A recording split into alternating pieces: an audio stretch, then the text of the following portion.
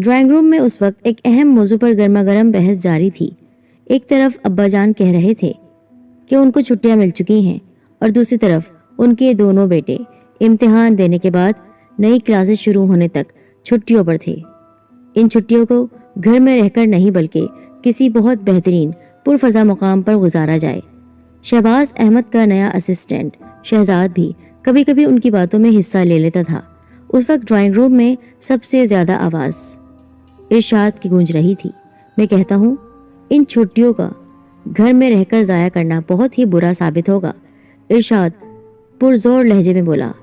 इसका मतलब यह है कहीं बाहर रहकर इसको जाया किया जा सकता है। इमरान मुस्कुराकर बोला। मैं कहता हूँ किसी तारीखी मुकाम की सैर की जाए। इरशाद ने झल्लाकर कहा। तारीखी मुकाम क्यों, हम किसी तफरीही मुकाम की सैर भी कर सकते हैं। शहजाद ने उनकी बातों में हिस्सा लिया। क्यों ना अब्बाजान के रेस्ट हाउस में रहकर ये पूरा 1 माह शहर से बाहर वहां गुजारा जाए। अदनान ने ख्याल पेश किया जिस पर सब चौंक उठे। ये ख्याल मेरे जहन में क्यों नहीं आया। अब्बाजान का रेस्ट हाउस शहर से दूर भी है और पुरफजा मुकाम पर भी है। हम कितने वक्त से वहां गए भी नहीं हैं। इरशाद ने पुरजोश लहजे में कहा। तो फिर ठीक है, तय रहा, हम कल सुबह रेस्ट हाउस के लिए निकल जाएंगे। अहमद ने आखिर में फैसला कुन लहजे में कहा जिस पर सबने उनकी तायद में सर हिला दिया। उनकी बेगम इन दोनों अपने मैके गई हुई थी दूर के किसी रिश्तेदार की शादी में, और चूंकि शहबाज साहब की कोई तुक नहीं बनती थी जाने की, इसलिए वो नहीं गए बल्कि बच्चों के साथ घर पर ही रह गए। उनके साथ शहजाद भी मुस्तकिल तौर पर रह रहा था। उसके लिए उन्होंने घर के पिछली तरफ एक कमरा खाली कर दिया था जहां वो रिहाइश पजीर था। शहजाद के वालिदैन बचपन में ही फौत हो चुके थे और बचपन से लेकर अब तक वो अपने चचा के घर रहा था। अभी कुछ दिनों पहले उसके चचा भी तवील बीमारी के बाद अजल को लब्बैक कह गए थे। यही वजह थी कि अब उसे किसी मुस्तकिल ठिकाने की तलाश थी। पिछले केस में उसने खबर पढ़ी थी कि अहमद का असिस्टेंट बतौर मुजरिम पकड़ा गया है। इस वजह से उसने उनसे दरख्वास्त की कि उसे अपना असिस्टेंट बना लें। उसके बदले में उसने सिर्फ 2 वक्त का खाना और रिहाइश मांगी थी। अहमद साहब ने उसे खाना और रिहाइश देने के साथ साथ एक अच्छी खासी तनख्वाह भी देने का फैसला कर लिया था और उसके बाद वो उनके साथ क़याम पजीर हो गया था। खैर, अगले दिन सुबह वो सब रेस्ट हाउस के लिए निकलने का इरादा कर चुके थे और तैयारी भी कर ली थी। LLB शहबाज अहमद ने अपनी गाड़ी की सर्विस कल ही करवा ली थी। बच्चों ने शहजाद के साथ मिलकर मार्केट की राह ली थी और फिर गाड़ी को खाने पीने की चीज़ों से भर दिया था। शहजाद गाड़ी चलाने में भी काफ़ी महारत रखता था। गाड़ी की ड्राइविंग तो शहबाज साहब और उनके दोनों बेटे भी कर सकते थे, लेकिन उन्होंने शहजाद को मौका दिया और ख़ुद उसके साथ वाली सीट पर विराजमान हो गए। बच्चा पार्टी पिछली सीटों पर बैठ चुकी थी और फिर शहजाद ने गाड़ी का रुख रेस्ट हाउस की तरफ कर दिया।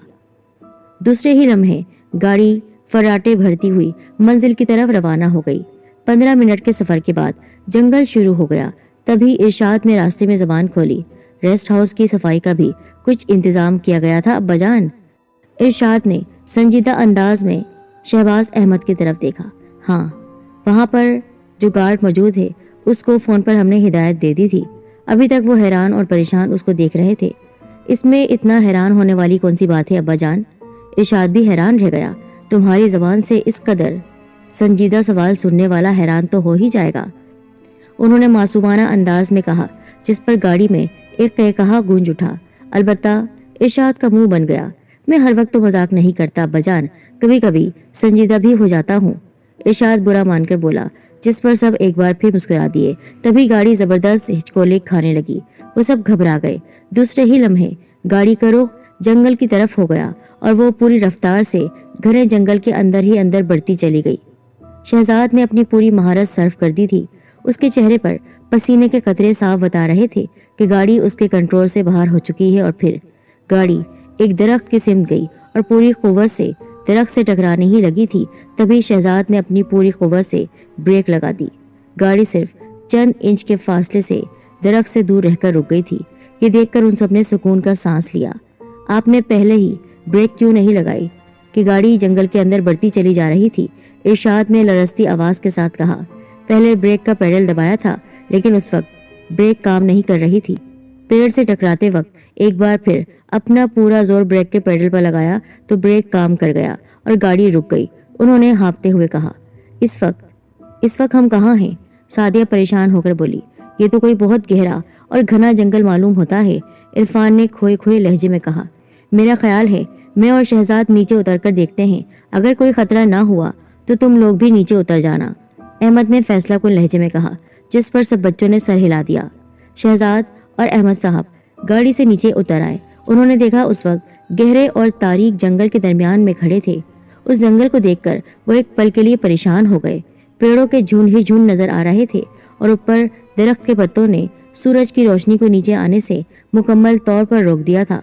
फिर कुछ वक्त तक उन्होंने आसपास का जायजा लिया तो इस नतीजे पर पहुंचे कि जंगल इस कदर भी खतरनाक नहीं है कि वो यहाँ से कुछ फासला तय करके किसी ऐसी जगह पहुंच सकते हैं जहां से दोबारा या तो अपने रेस्ट हाउस की तरफ रवाना हो जाएं या फिर दोबारा शहर अपने घर की तरफ। इस फैसले पर पहुंचकर अहमद साहब शहजाद की तरफ मुड़े। वो उस वक्त गाड़ी के इंजन के साथ लगा हुआ था। गाड़ी के इंजन से धुआं निकल रहा था। ये गाड़ी तो अब किसी काम की नहीं रही। मैं हैरान हूँ कि आप कल ही इसकी सर्विस करवा कर लाए थे और आज ही इसका इंजन गर्म होकर बंद हो गया। शहजाद वाकई हैरतज़दा नजर आ रहा था। अब तो कुछ दूर किसी मकान में रिहाइश पजीर शख्स से ही मदद मिल सकती है। तुम्हारी क्या राय है? अहमद ने सवालिया अंदाज में पूछा। मेरी भी यही राय है। कुछ फासला पैदल तय कर लेते हैं, फिर आसपास किसी रिहायशी मकान या झोपड़ी में रहने वाले अफराद से मदद मांगकर शहर पहुंच जाएंगे।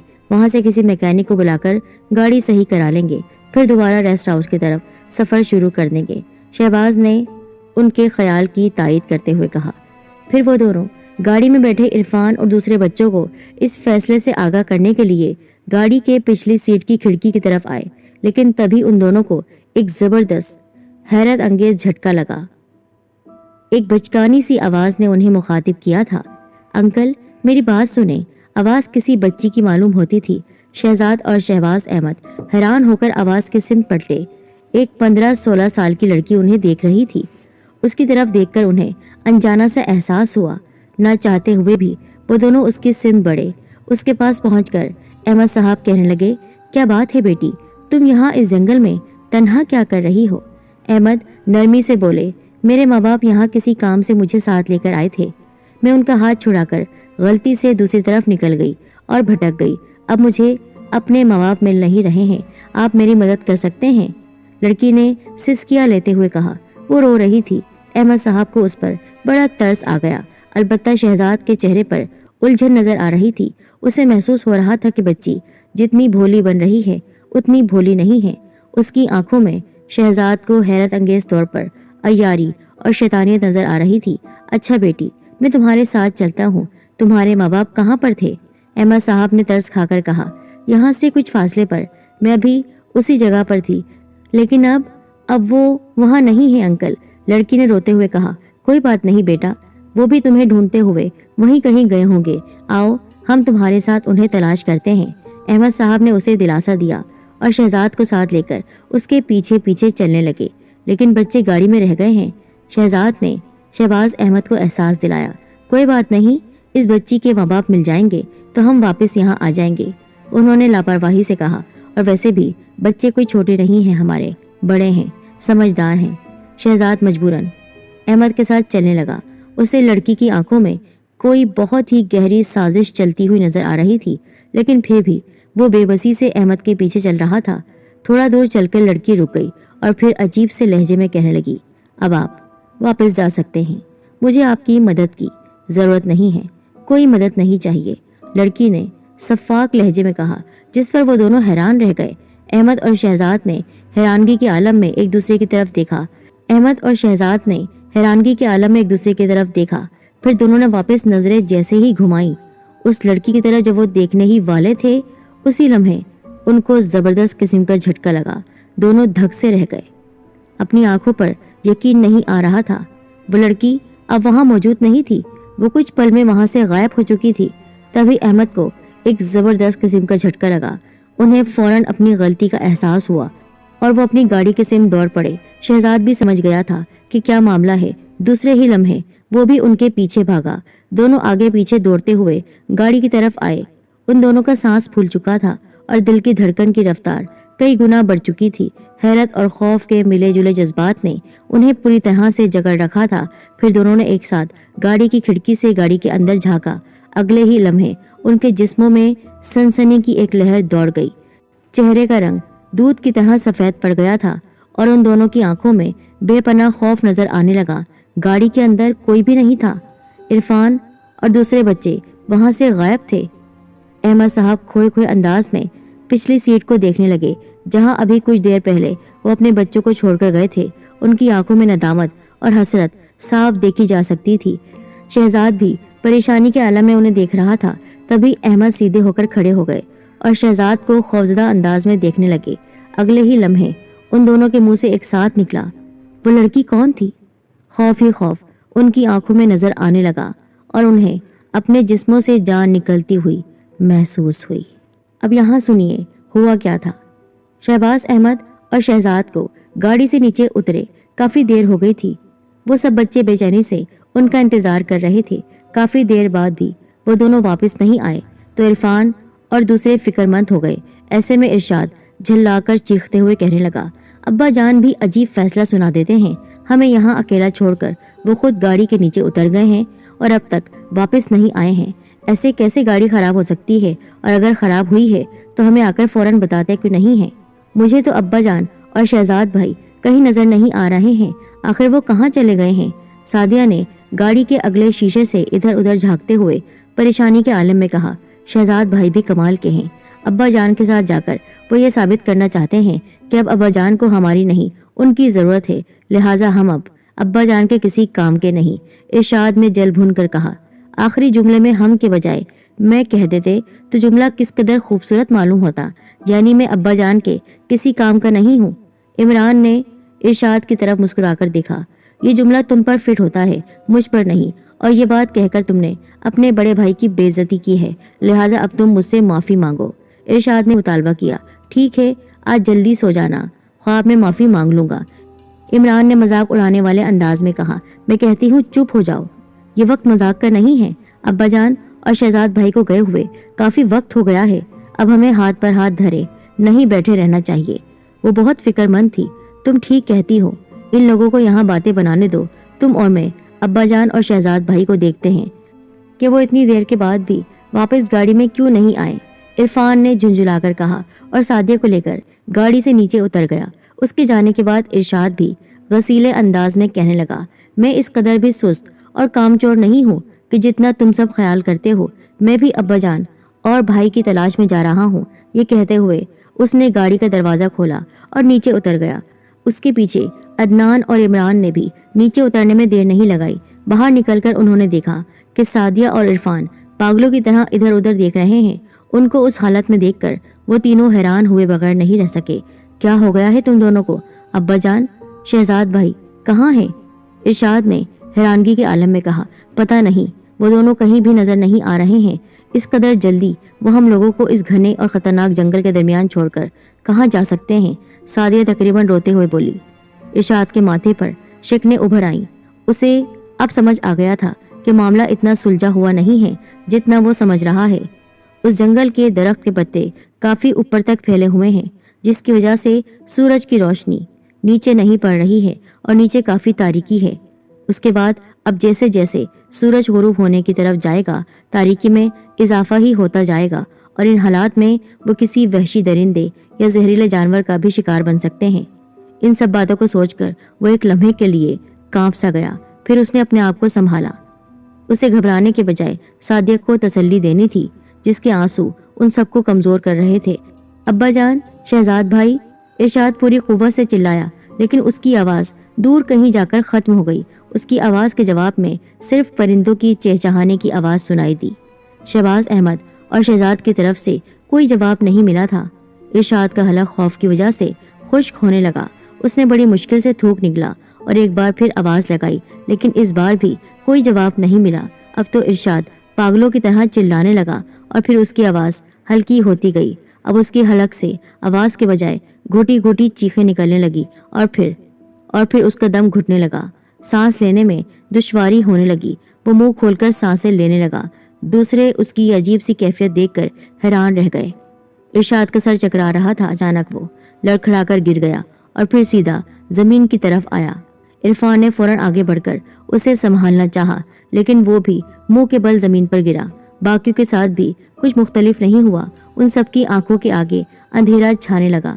उन्हें दुनिया घूमती हुई महसूस हुई और फिर वो तीनों भी एक एक करके चक्कर खाते हुए जमीन पर गिर गए।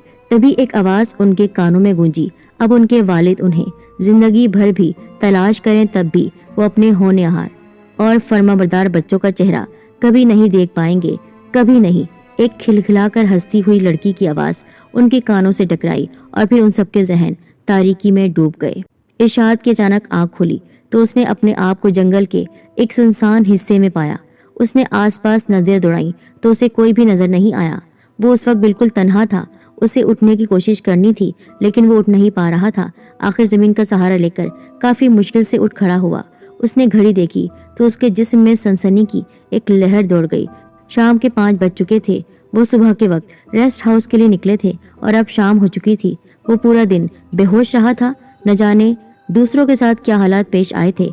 ये सब सोचकर इरशाद के चेहरे पर खौफ के बादल उमड़ आए।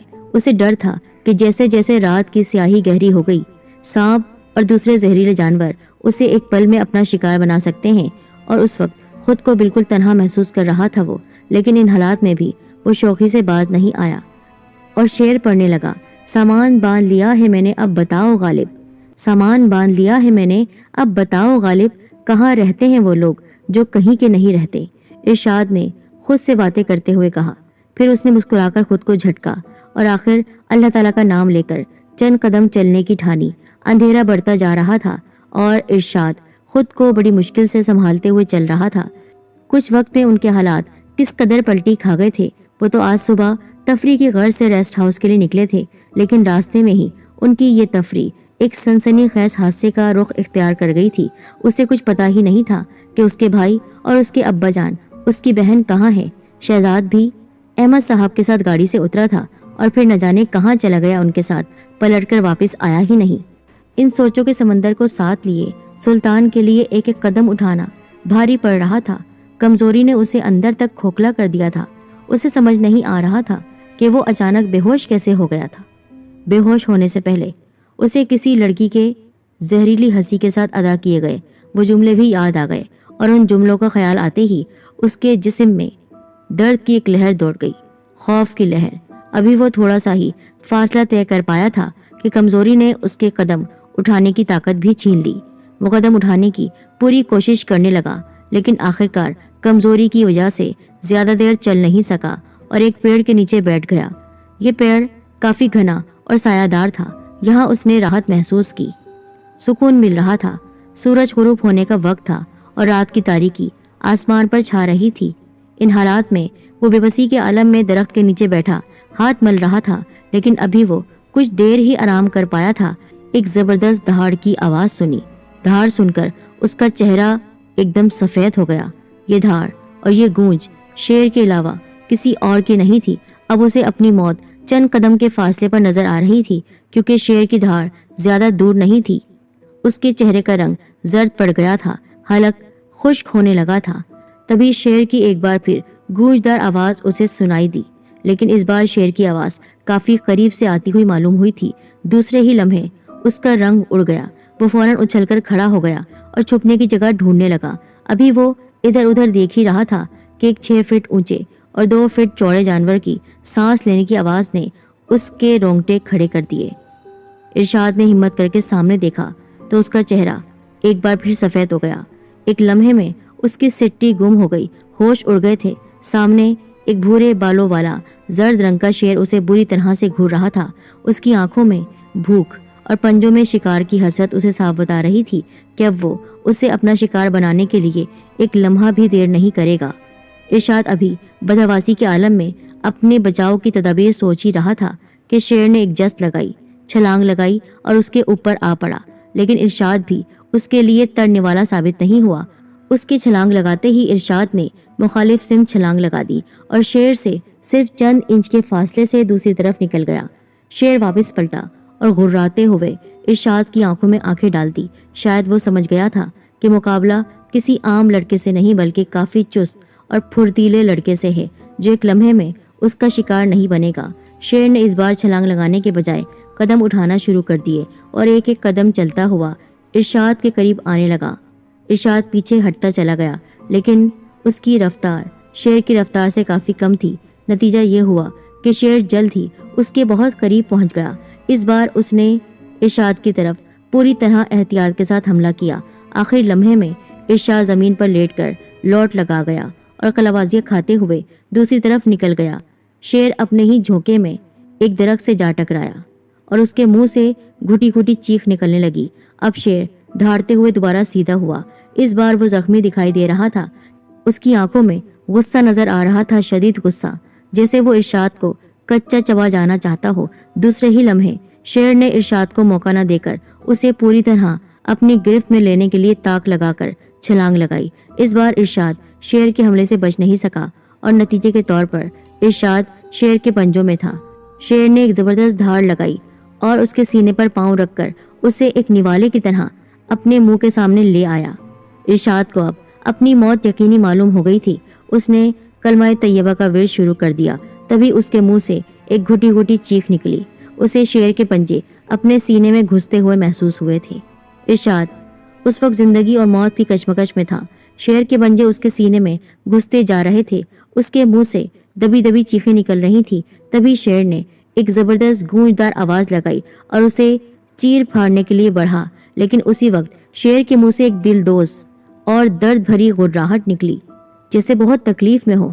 حیران ہو کر وہ شیر کو دیکھنے لگا، کیونکہ اس کی غراہٹ میں اب کوئی بہادری نہیں تھی، جیسے اس کی غرانے کی آخری آواز ہو۔ دوسرے ہی لمحے شیر ارشاد کے سینے پر سے لڑک کر زمین پر گر گیا اور تڑپنے لگا۔ ارشاد زمین پر لیٹا ہوا وہ منظر ہکا بکا ہو کر آنکھیں پھاڑے ہوئے دیکھ رہا تھا۔ تبھی شیر نے دم توڑ دیا۔ اس کا جسم کچھ ہی دیر میں ٹھنڈا پڑ گیا۔ اسی وقت ایک خوبصورت ہاتھ ارشاد کی طرف بڑھا۔ کس کا تھا وہ خوبصورت سا ہاتھ؟ کس نے جان بچائی ارشاد کی اس درندے نما شیر سے؟ اس کے بہن بھائی اور اس کے والد صاحب کا کیا ہوا؟ وہ کہاں کھو گئے؟ کیا کبھی وہ اپنے گھر والوں سے مل سکے گا، یا پھر یوں ہی اس بھیانک جنگل میں بھٹکتا رہے گا؟ قدم قدم پر حیران کر دینے والی اور دل کو دہلا دینے والی یہ داستان ابھی جاری ہے۔ اگلا پارٹ ضرور دیکھیے گا۔